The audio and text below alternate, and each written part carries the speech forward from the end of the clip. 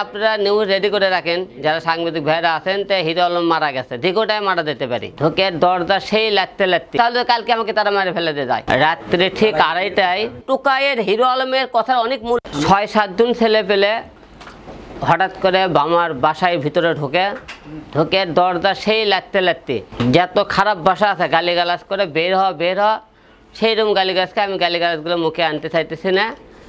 তো তারা মারার জন্য এসেছিল।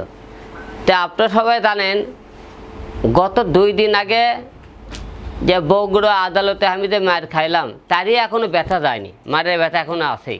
চিন্তা করুন, তাহলে হিরো আলমের মনে করেন আপনারা নিউজ রেডি করে রাখেন, যারা সাংবাদিক ভাইরা আছেন। তো হিরো আলম মারা গেছে, যে কোটায় মারা যেতে পারি। যে হিসেবে মনে করেন এরা উঠে পড়ে লাগছে আমাকে মারার জন্যে।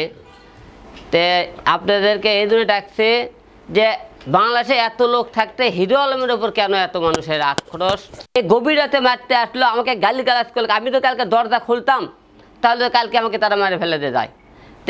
তো তারা একের পর এক আমার উপর হামলা আনতেছে। তার প্রিয় দেশবাসীর কাছে বলতে চাই, তো আমি আপনাদের জন্য জনগণের কাজ করলাম, অপরাধ হয়ে গেছে।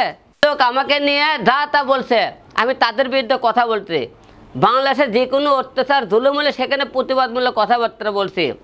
বিএনপির লোক আমার উপর অন্যায়, আমি বিএনপির লোক কথাবার্তা বলতেছি। কথা বললে কি করে জানেন? এই যে মেরে ফেলে দিচ্ছে, আমাকে মেরে ফেলে দেবে। আপনারা নিশ্চিত থাকেন। এখন হাতিদিল থানা থাকে, এটা দেখবে। হাতিদিল থানায় হিরো আলমক জোকার বলতে পারেন, আপনারা হিরো আলমক টুকাই বলতে পারেন, কিন্তু টুকাইয়ের হিরো আলমের কথার অনেক মূল। হিরো আলমের উপর একটা টার্গেট কেন আপনাকে? আমার কথা ভালো লাগে না, দেখবেন না, আমাকে পছন্দ করেন, আমার কাছে আসবেন না আপনারা।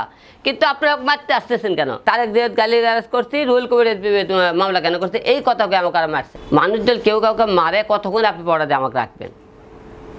এটা আপনি ভাবতে হবে, কতক্ষণ পড়া দিয়ে আমাকে বাঁচে রাখতে পারবেন?